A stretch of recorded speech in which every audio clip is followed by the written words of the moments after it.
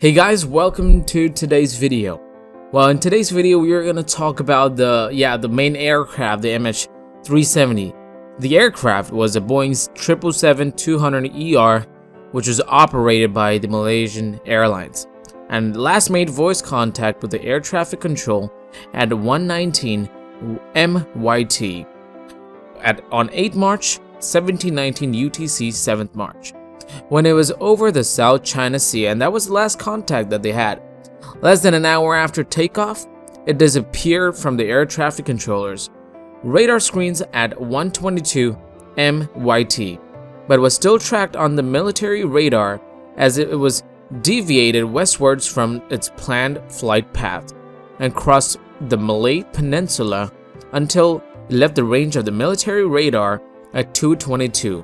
While over the Andaman Sea, which is 200 nautical miles, 370 kilometers northwest of the Penang in northwestern Malaysia. The multinational search effort for the aircraft, which has become to the most expensive aviation search in history, began in the Gulf of Thailand and the South China Sea, where the aircraft signal was last detected on the secondary surveillance radar and was soon extended to the Strait of Malacca and Andaman Sea. Analysis of satellite communications between the aircraft and Inmarsat's satellite communication network concluded that the flight continued until at least 8:19 and flew south into the southern Indian Ocean. Although communication was far from any possible landing sites, and concluded that MH Flight 370 ended in the southern Indian Ocean. From October 2014 to January 2017, a comprehensive survey of 120,000 square miles. Now that is 46,000 square miles of the seafloor, which is about 1,800 kilometers or 1,100 miles southwest of Perth, Western Australia, yielded no evidence of the aircraft. Several pieces of marine debris found on the coast of Africa and on the Indian Ocean of the coast of Africa, the first discovered on 29th of July 2015 on Reunion, have all been confirmed as pieces of Flight 370. The bulk of the aircraft has not yet been located, prompting many theories about its disappearance. On 22nd of January 2018, a search by a private U.S. marine exploration company, Ocean Infinity, began in the search zone around 35 degrees and 92 degrees east. The most likely crash site according to the drift study published in 2017. In a previous search attempt, the Malaysian government established the Joint Investigation Team JIT to investigate the incident, working with the foreign aviation authorities and experts. Malaysia released a final report concerning Flight 370 in October 2017. Neither the crew nor the aircraft's communication systems relayed a distress signal, indications of bad weather or technical problems before the aircraft vanished. So there are many theories which is in the air and people are talking this and that, but I want to ask you guys, what do you guys think? So the most important thing was 2 passengers traveling on stolen passports were investigated, but eliminated as suspects. Malaysian police identified the captain as a prime suspect if human intervention was the cause of the disappearance. After clearing all others on the flight of suspicion over possible motives, power was lost to the aircraft satellite data unit at some point between 1:07 and 2:03. The SDU lodged onto the Inmarsat's satellite communication network at 2:25, which was 3 minutes after the aircraft had left the radar. Based on the analysis of the satellite communications, the aircraft turned south after passing north of Sumatra, and the flight continued for 6 hours with little deviation in its track, ending when its fuel was exhausted. With the loss of all 239 aboard, Flight 370 is the second deadliest incident involving a Boeing 777 and the second deadliest incident of Malaysia's airlines history, second to Flight 17 in both categories.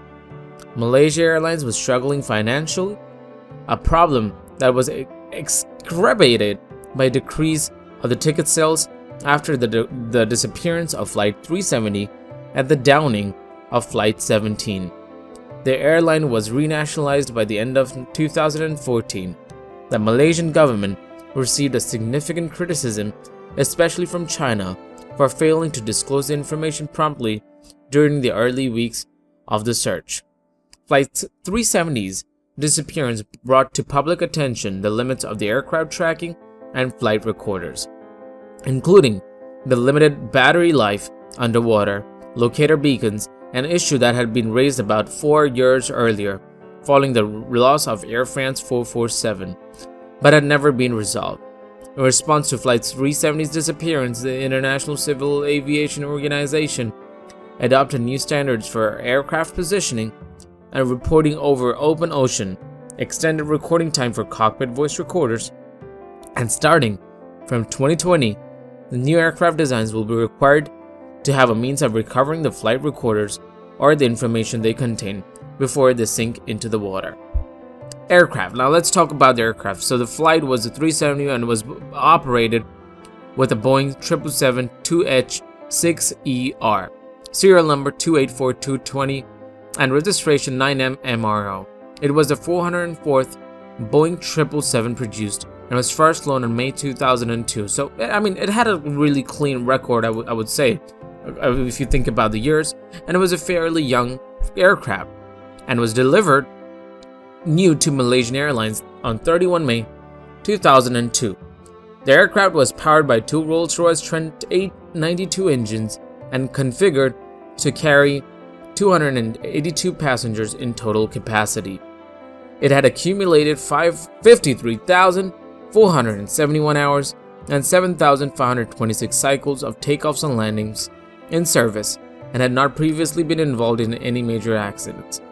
Through a minor incident while taxiing at Shanghai Pudong International Airport in 2012, resulted in a broken wingtip. Its last maintenance A-check was carried out on 23rd of February 2014. The aircraft was in compliance with all the applicable airworthiness directives for the airframe and engines. A replenishment of the crew oxygen system was found on 7 March 2014. A routine maintenance task, an examination of this procedure found nothing unusual. Talking about the passengers and the crew. Well, the crew, all 12 crew members, 2 pilots and 10 cabin staff were Malaysian citizens. The pilot in command was a 53-year-old Captain Zahari Ahmad Shah from Penang. He joined Malaysian Airlines as a cadet pilot in 1981, and after training and receiving his commercial pilot's license, he became a secondary officer with the airline in 1983. He was promoted to the captain of the 737-400 Airlines in 1991, and a captain of Airbus A330-300 in 1996, and a captain of Boeing 777-200 in 1998. He had been a type rating instructor and a type rating examiner since 2007. Captain Zahari had a total of 18,000 hours of flying experience. The co-pilot was a 27-year-old first officer, Fariq Abdul Hamid. He joined Malaysian Airlines as a cadet pilot in 2007 after becoming a second officer of the Boeing 737-400, and he was promoted to the first officer of the 737-400 in 2010 and transitioned into Airbus 330 in November 2013.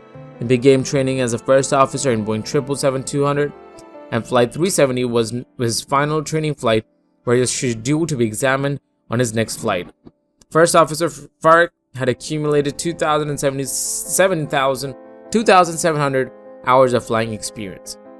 While out of all the passengers, there were 227 passengers, 153 were Chinese, including 19 artists with the 6 family members of 4 staff returning from calligraphy exhibition from Kuala Lumpur, 30 passengers Malaysian, and then we got 20 passengers, 12 of them were Malaysian and 8 from China, and employees of Freescale Semiconductor. So there are a lot of rumors, a lot of theories which is going on around over here, and we will be continuing this on our future videos. I hope you guys enjoyed today's video, so make sure to just share this video with all your friends and family. Just share the condolences from our side, and let's hope that the flight will be found again from the ocean or probably somewhere safe with everyone aboard. So yeah, let's hope for the best. Thank you so much for watching this video, and I will be here with more information regarding planes, aircrafts, and stuff like this. So yeah guys, thank you so much for watching. You guys have a fantastic day ahead, and goodbye.